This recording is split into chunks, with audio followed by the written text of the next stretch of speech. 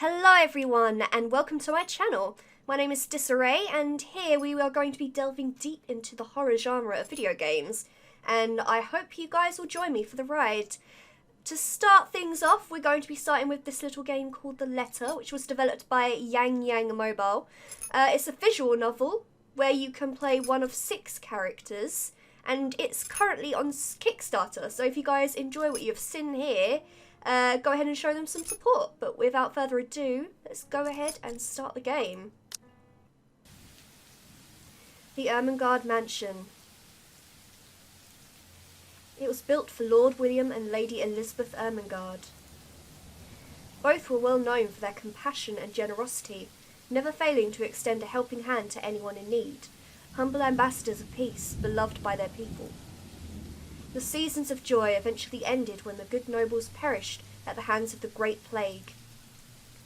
Their riches and legacy were henceforth passed on to their only child, Lady Charlotte Ermengarde. She was orphaned at the age of 4. The mansion stood since the 1620s, a witness to a very long history of joy and pain. After the mysterious disappearance of Lady Charlotte, the great house was left abandoned. And that is when it began. Surrounding villagers spoke of seeing and hearing unearthly things. Cries and howls filled the night, and hearsay of a mysterious woman that roamed aimlessly. People who dared enter its halls were simply never heard from again. Even after 400 years, these stories remain, much like the house itself. Whispers about the once great house, its legend and its curse, still fall upon the villagers' ears. However, Briar Realty Corporation is convinced that these stories are nothing more than a hoax. With little regard for the truth, the corporation decided to place the property on sale. Like Pandora's box, the secrets that lie inside wait to be discovered by brave souls. No matter what happens, take care not to be consumed by the curse. Oh dear, well, I'd rather not meet her in a jiffy, if I'm honest. Very interesting looking person in the window there. Good luck.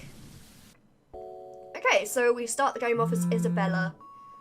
So this game draws a lot of inspiration from The Grudge and The Ring and stuff like that, apparently. So it's my kind of deal. It's actually about chain letters in kind of a ring fashion, but hello? Isabella? Are you there? I should probably do voices for people, but where are you? Immediately I recognised the anxious, jittery voice coming from the other end. Oh, hey Rose. I'm at St. Goretti High. What's the matter? What do you mean, what's the matter? It's the mansion, silly. I'm here and you're late. Geez, we're on shift together, you promised. Oh my god, don't tell me you forgot. You're planning on leaving me to check this place out on my own, weren't you? You chickened out. Calm down. You know I take my promises seriously. I'd like to believe that, so hurry and get here. This place is huge, a bit too quiet since nobody's lived here since, like, forever, but beautiful nonetheless. Why are you so surprised? This isn't the first time you've been there. I know, I just wish I could live in a place like this. I really don't wish that I could live in a haunted mansion, if I'm honest. It really takes my breath away. Yeah, well, I wouldn't be so sure about that. Not after the rumours say that it's haunted. See, exactly. I'm not too sure about this portrait right here. One of her eyes seems abnormally large, but it's better than I could do, guys. Geez, never mind those rumours. Ghosts aren't real after all. And even if they are, which they are not, they can't do it. I can't argue with that logic. They're nothing but spirits.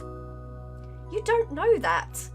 They might be listening right now, and they might not be happy with you, enough to use their supernatural ghost powers to curse you. No offence, sweetie, but that's a bit of a stretch. Believe it or not, it's better to be careful.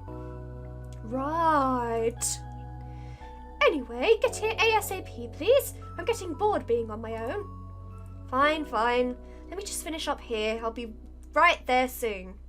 Okay, see you. Bye. Bye. Rose, still as charming as ever. Who was that? I looked up from my phone to see Becca. Oh, I kind of like this animation style that's going on here. It's a little bit odd looking, but it's very different from what I've usually seen in visual novels, to be fair. They obviously did it because they wanted the characters to move. They got the breathing down. She gives me a questioning look. Oh, that was Rose. She's an agent, like me. We're scoping out that big mansion down at Anslem village. Today's sort of its grand opening to the public. The corporation wants us to check it out one last time before we let potential buyers tour it later this afternoon. A mansion? You mean that big spooky mansion you're telling everyone about? Didn't you keep telling us how it just gives you the creeps and that you have to go there? Well, I did promise Rose I won't ditch her. And besides, a job is a job. Gotta do what you gotta do to make a living. She snickers. What's so funny? Nothing. It's just I didn't expect you to say that. Coming from you, it sounds so out of character. I mean, no offense, but I thought you'd back out. You've been freaking out about the place being cursed and all. Yeah, but I'm pretty sure that when you work at a place, potential hauntedness does not mean that you don't have to do your job. Isn't your mantra morality and personal beliefs over money? Not all the time. Because of the rumours, Briar Realty is desperate to sell the lot, and the agent who lands the deal is going to get a big bonus. I could really use that extra moolah. Mama called last night. Papa isn't getting any better and they're asking for more money to help with the bloating hospital bills. A sympathetic look crosses Becca's pale face. Life back home is tough, huh? A little bit, yeah. It would help if I wasn't the only one in the family who has a job. So she has to support her entire family, and she's apparently in high school. That really sucks. Tough was an understatement. The burden of feeding 8 mouths? Jeez! And settling Papa's bills rested on my shoulders. I barely have any money left for myself. How does she have any money left for herself, like at all, if she has to feed 8 mouths? I could barely do that. It used to be easy back when Papa was in good shape. Ever since he was diagnosed with cancer, oh, why'd you have to throw that out there? He had no choice but to leave his job. I just wish my drunkard older brother would lend a hand, but Lord knows if that will ever happen. I've noticed that you've been living off instant noodles these past few weeks. She crosses her arms and grimaces at the thought. Stop eating junk. They're cheap, but they're not good for you. You don't want to end up in a hospital like your father, do you? Oh yeah, way to put salt in my wounds. My dad's got cancer. Back off, bitch. Her voice rises as she scolds me. It's clear that it's a command and not a request. I'm not entirely sure if I should be happy or annoyed. I'm glad someone's looking out for me, but Rebecca's domineering attitude can be such a pain at times. She's more controlling than Mama, and that says a lot. Or Mama. I don't know why I put a weird inflection on that, but anyway. Yeah, I'll stop. I grumbled, but she didn't seem to care much. I mean, we're just buying what we can afford to eat. Give us a break, jeez. She gives me a warm smile. Good. Look, if you need anything, tell me and I'll help in any way. All of your money, give me all of it. You don't have to do this alone. Maybe I can lend you all of your money, please. And you can pay me back whenever. Thanks, Becca. I really appreciate it, but you know I'm not a fan of borrowing money. Bitch, I think you should just get what you can take, to be honest. To feed 8 mouths is kind of like a bigger priority than your morals about borrowing. You and your pride, but suit yourself. The offer stays on the table, though. I nod in response. She takes a quick glance at the wall clock above the chalkboard. Well, enough chit-chat. Lunch is ending and my students will be back any minute. She's a teacher? Jeez. We could catch up later. Good luck with your clients. We treat her very, casually, considering. She turns to her desk, sloppily turning the pages of a rather thick textbook about Mesopotamia. I reckon she's trying to work out her lesson plan for next week, but her eyes are distant and she doesn't seem too attentive on whatever is at the book. It's obvious something else occupies her thoughts. You sure you can manage on your own, though? I mean, you're still a bit feverish. You shouldn't even be working right now. Oh, hush, dear. Don't you worry about me. I'll just drink some medicine and I'll be right as rain. I hesitate for a moment. Becca and I are neighbours. She was the first to welcome me when I moved here to England a couple of years ago. She's brazen, feisty, and always had many stories to tell about her students. We quickly became friends. Okay, so they do know each other outside of the establishment. Fair enough.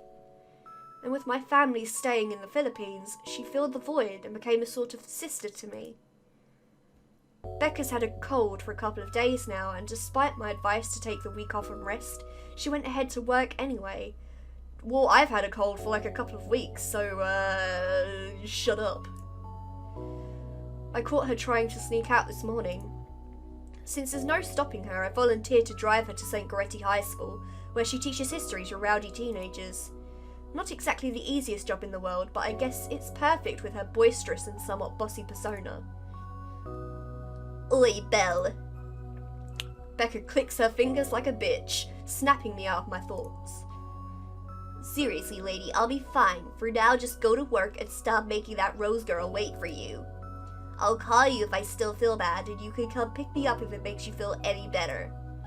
Capiche? She gives me a reassuring smile. I sigh. Defeated. Alright, I'll see you later, okay? Wow, that was a weird noise to make. Please do not do that again. Of course. Oh, of course. With a wave goodbye, I leave her alone to her classroom and her thoughts.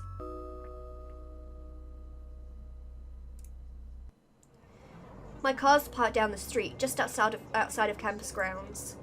The mansion is some ways out in the countryside. As I pass by a couple of buildings, I'm about to turn on the radio when my phone rings again.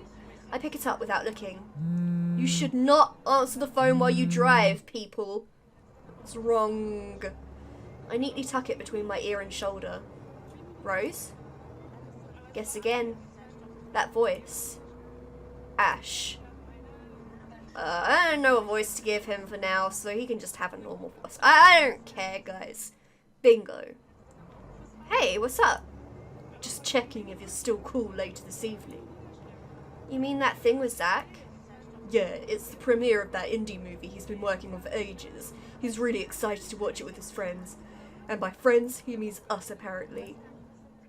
Yeah, no, don't worry, I didn't forget. I'll be there. Cool, I'll see you later. What time do you get off? Around 6 p.m? I don't know.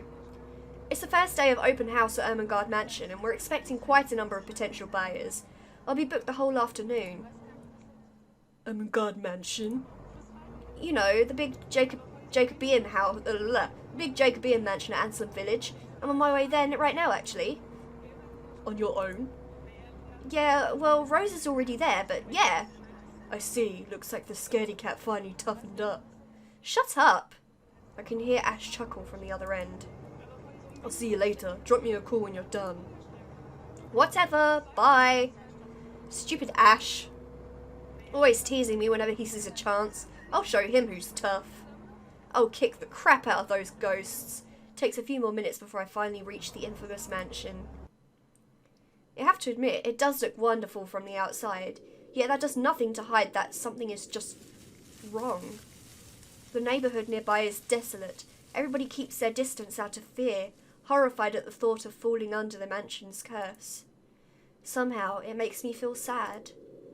The lack of human presence just makes this place all the more eerie than it had any right to be. If it's uncanny in broad daylight, I can't imagine how this place is going to be at night. Parking my car along the vast green fields, I make my approach. I rummage through my bags for the keys when I notice that the door is slightly ajar. Rose must have left it open. Entering, I just find myself completely aware of my surroundings. They've cleaned every corner, waxed the floor, dusted the antiques, searched every nook, cranny and crevice, and made it spick and span, all for the sake of making the mansion more enticing to the modern-day lords and ladies. It's a very nice-looking place, but still, I would not buy somewhere that was haunted. Just saying. Or even, mention that it potentially could have been haunted. I would be out of there. Just saying. But, no matter how hard they try, the mansion still looks as soulless as ever. As though it was going to eat you alive. If you ask me, they should just leave this place alone. Some things in this world are better left in peace, never to be disturbed ever again. Rose? I call out. Rose, I'm here. Where are you? My voice echoes softly through the hallways. Oh, who am I kidding? In a place this big, I don't think she'd hear me despite the deafening silence. She could be all the way on the other side of the mansion for all I knew. It doesn't actually look that big, to be fair.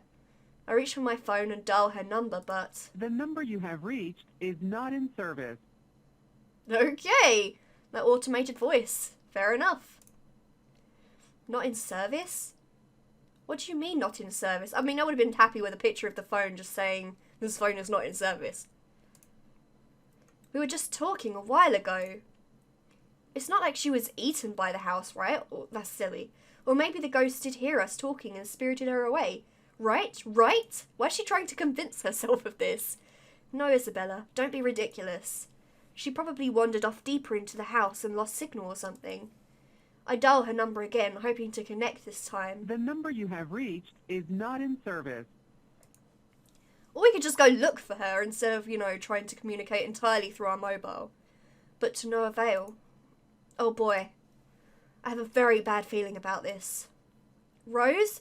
If you can hear me, please come out.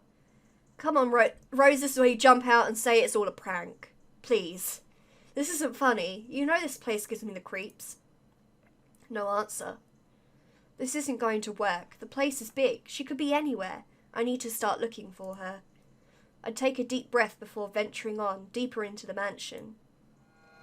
Taking a couple of steps forward, I notice something move by the hallway above the grand staircase. What the hell? Rose? Rose, is that you?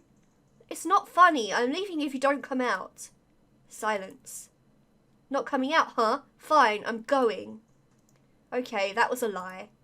She's my friend. I can't really leave until I know she's all right. I dial her number again, hoping she'd pick up this time. Come on, please give me something. Please, Lord. Yes, finally, it came through.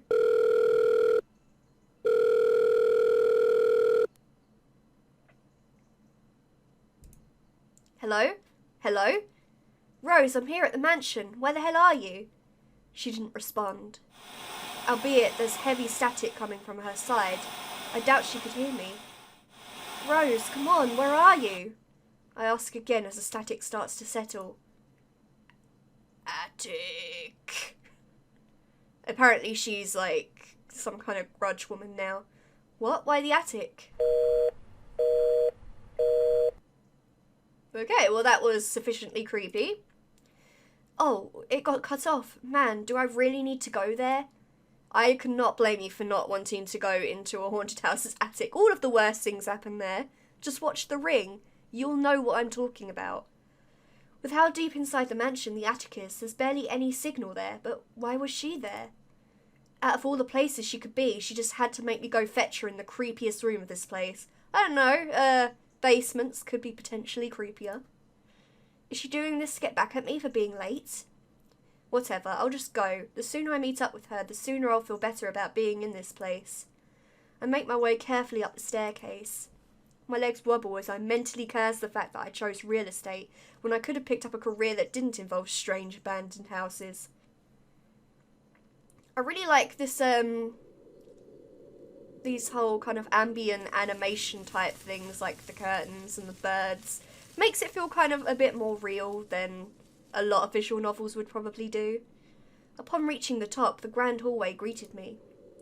The hallway had two wings, the east wing and the west wing. The two master bedrooms and the library were situated in the east wing. Meanwhile, I faced the west wing, which held the conference room, the theatre room, and at the end of the hall, a simple wooden door leading upstairs to the attic. Unlike the grand staircase, though, the stairs that led to the attic are deep, steep, and were made of rocks. If I'm not too careful, I could easily stumble and fall. Thank God it's still daytime. With how old the place was, there was no light fixtures, and I'd need a candle or a flashlight to make my way around. Reaching the top, the door opened to a maid's quarters.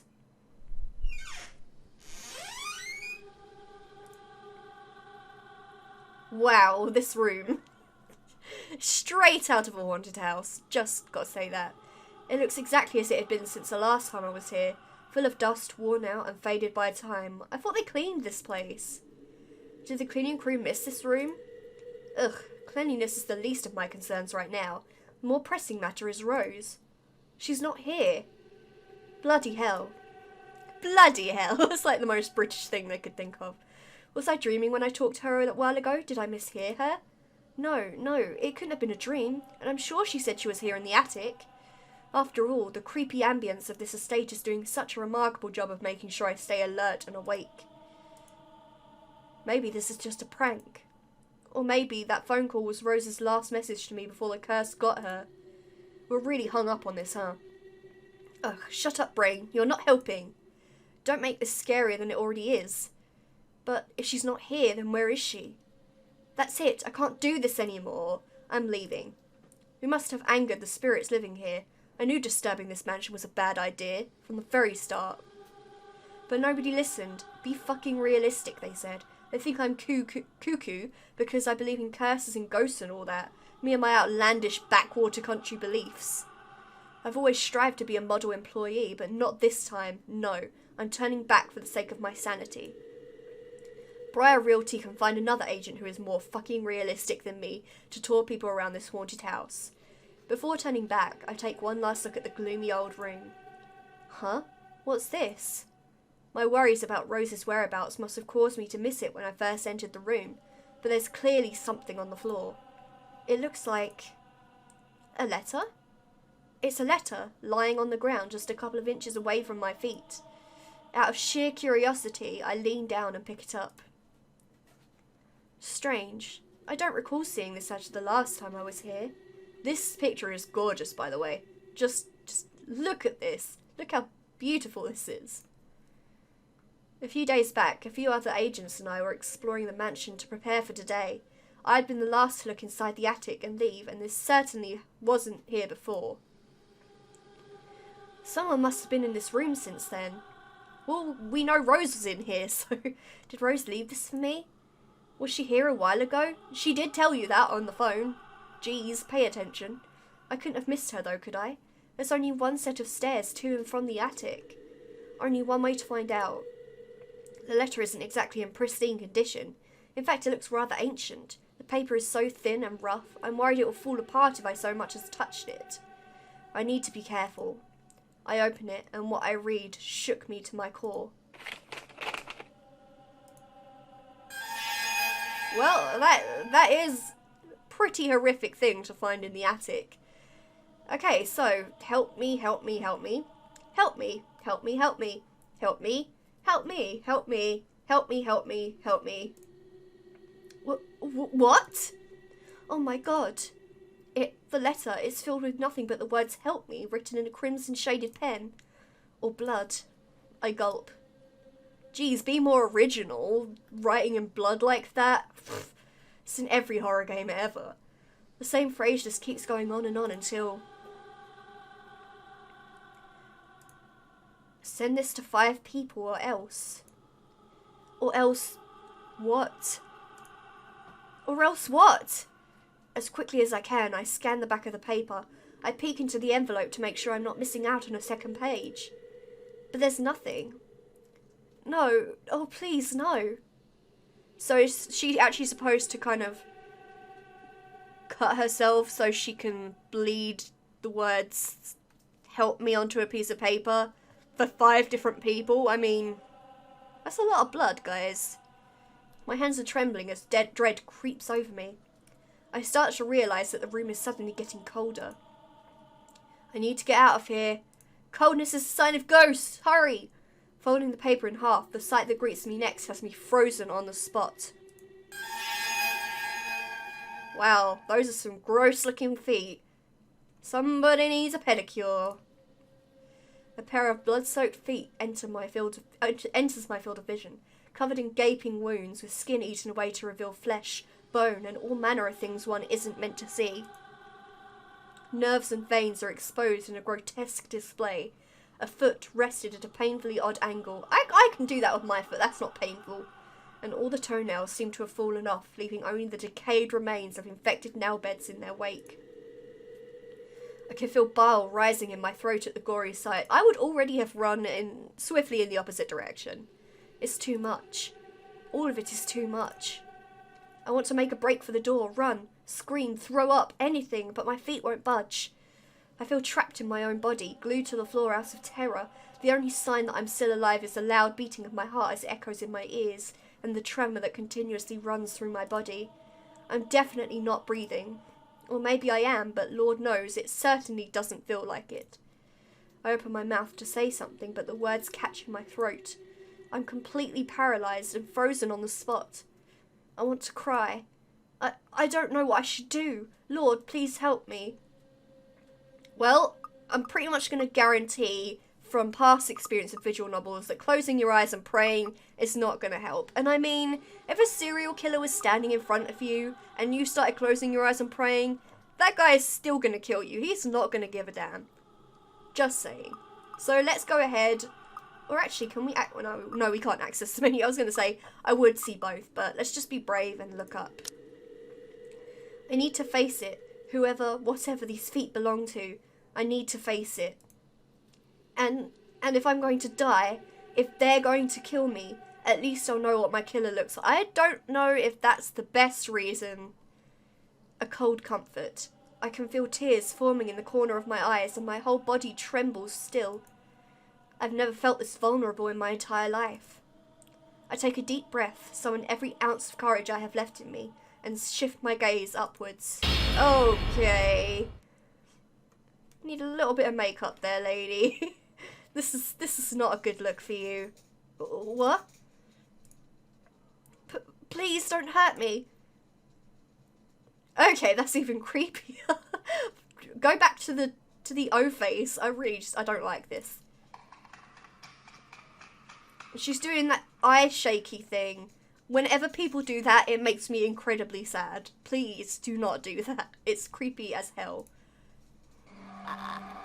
Oh, and she is straight from a grudge, apparently, making the exact same noises. Without thinking, I scramble towards the door and up to my feet. I struggle to open it, but it won't budge. Stay away, go, please. Lord, make it go away. Why now? Why won't it open now? My heart sinks as reality dawns in. I'm locked in with that thing. Please stop smiling, it's very unbecoming. Let me out, Lord, please let me out. I feel it slowly approach me as I wrench the doorknob violently back and forth. Oh, Tepsy. Get away from me, please. Yes! The door finally swings, and apparently she just disappeared at that point. So the door finally swings open and I couldn't have been happier. Wasting no time, I leap out of the door and don't look back. My feet pound against the floor like a cacophony of drums, in rhythm with a loud, fast beating of my heart. My chest feels so tight, like it's going to burst by the time I run past the hallway and find myself atop the grand staircase. But that's nothing compared to the feeling of hope the sight of the exit gives me. Racing down the stairs, a breathy laugh escapes me and my shoe slips. Why? Why do this? Why? And I find myself falling. It's such a horror cliche. Until my back hits the ground and pain racks my body. I feel my head grow fuzzy and my vision dims even as I fight to stay awake. No. Go away. The last thing I see are those feet before all that I know is darkness. And there we go, guys. That was the entire demo. As I mentioned before, this is on Kickstarter. So if you guys liked the video, go ahead and show them some support. Maybe give them some of your moolah to help them get towards their goal. If you enjoyed the video, don't forget to leave a like. And if you have any requests for horror games that you would like to see me play, then go ahead and leave a comment below telling me what it is. And I will see all of you next time. Goodbye.